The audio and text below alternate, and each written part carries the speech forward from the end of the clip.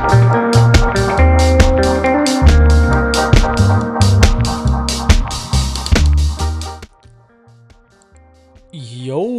what's up everyone? Welcome to another episode of the Strength Classroom. Today I'm showing you a heavy lower body workout. Now, these hops, literally it's just to get springy, get warmed up, get a little bit, like a tiny bit explosive and reflexive. That's probably the best way I could describe these. And it's just something I've really haven't done. So I'm like, let's just fool around with these really. Sometimes doing low effort plyometrics, it doesn't always have to be as far as you can, broad jumps, as high as you can jump, box squats, and heavy trap bar jumps. Like there's other things that you can do that are low effort that will pay dividends in the long run. It's just like you can do submaximal squats and submaximal pulls and submaximal hinges, submaximal presses, submaximal lifts in general without maxing them out and still get benefits from it. So that's what I look at these hops as. So I did them in between the Hatfield squats. I was working up to a double on this day. That's a heavy set of 2 reps. So you have 415 here for about 3, moving pretty fast. I think there's 2 ways of doing Hatfields. You can either really use your hands for assistance, or you can be minimal with them.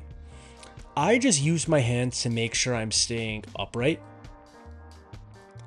I don't try and put so much force into the handles because at the end of the day, yes, it's a leg exercise, but I treat it as a heavy core exercise and bracing exercise that's being assisted by my legs.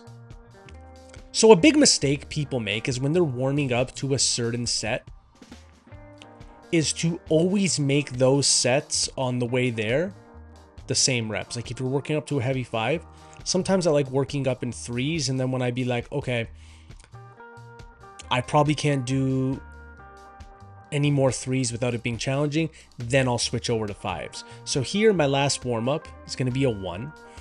And then I see how that 1 rep goes, and that determines how much weight I'm going to add. And because it felt fairly easy, I'm like, let's just go straight to 600.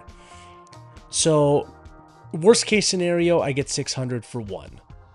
But it moved really well, so I'm like, okay, 600 for 2. And honestly, if I really wanted to, I probably could have done 600 for 3, but it may not look like it. But my core and upper back were like, oh my God. Like I just haven't felt 600 pounds on my back before. So that's the only thing I was worried about. But if I really wanted to go balls to the wall, a 3rd rep definitely was there. But the whole point of heavy max effort, whatever you want to call it, is just to get that stimulus in. Did you get a heavy enough stimulus to grow? Did you get a heavy enough stimulus to fire up your central nervous system? Things like that. It doesn't always have to be balls to the wall, it's going to kill you, almost fail, eyes bleeding, nose bleeding, stuff like that. It just has to be heavy enough to give you a stimulus. Then I was going to do it with the cambered bar, but I'm like, you know what? I already have the safety squat bar set up. There's already enough plates on there. I just decided to do good mornings with the safety squat bar, which is a really good lift in my honest opinion. It might be the number 1, at worst, number 2 good morning variation.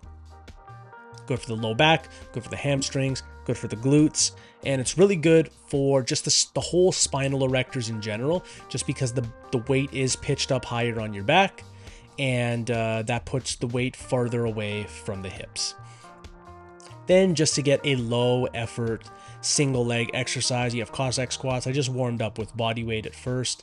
Then I didn't want to go too crazy, so let me just go 70 pounds, 10 reps per side, getting as deep as possible, getting that rear leg as straight as possible to put as much pressure on the opposite side as I could.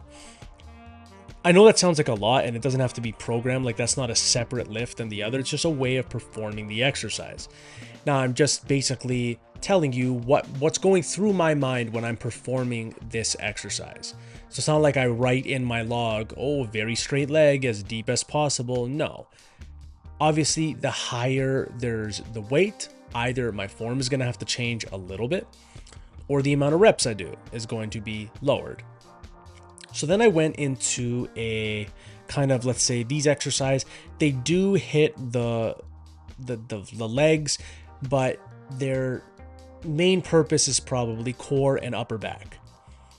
So here are, I don't even know what to call them, kickstand deadlifts, because you can't really tell from either camera angle, but my feet are in almost like a B stance. So one foot is farther out in front of me and the other foot is further behind me. This also really helps with grip strength, because when you use kettlebells that are this big, the handles are going to be really, really thick. So as you see there, it smokes the core and the grip. Because I'm only using one arm, it's offset, so it smokes the core of the opposite side. It's got like a twisting slash a little bit of a rotational component to it. Overall, it's a really good lift. If you have heavy enough kettlebells to make it challenging, or can find a way to do it maybe with a landmine, a dumbbell I guess would kind of work, even though all the weight won't be underneath. If you can find a way to perform this, maybe with a landmine, if you attach like a handle on the end of it, won't be exactly the same, but you could get kind of the same motion. And then in between, I did throw in some neck work, 70 pounds, sets of 25. If you'd like to download my neck ebook, it's basically everything you'd ever need to train your neck and more, unless you really, really, really want to get certain goals for, let's say, Muay Thai or kickboxing or something like that. But it'll take you 90% of the way there on neck training. If you just want a stronger neck in general, that's the way to go. And then I went suitcase deadlift, neck, mace swings. Suitcase deadlift, neck, mace swings. That was the middle of my workout. This is 40 pounds. I don't think it's any more than that. This is also good for the grip, also good for the core, also good for the upper back. So that middle section of the workout hits that area very, very quickly, or very, very intensely, let's say. And then I finished off with just some calves, nothing serious, 3 sets, 15. And always stand on a block or a piece of wood when you do this. It allows the stress on the bottom part. You don't need to sink all the way down. Just from standing there is going to hit your calves a lot more. And then just did some heavier neck extensions. 80 pounds, 15 is about the heaviest I can get as of right now. But that's all for the workout today. A lot of core, a lot of neck, a lot of upper back, but with some heavy legs in the beginning. That's all for today, ladies and gentlemen. If you like this video, like, share, subscribe, do all the good stuff. And as always, have yourself a great day.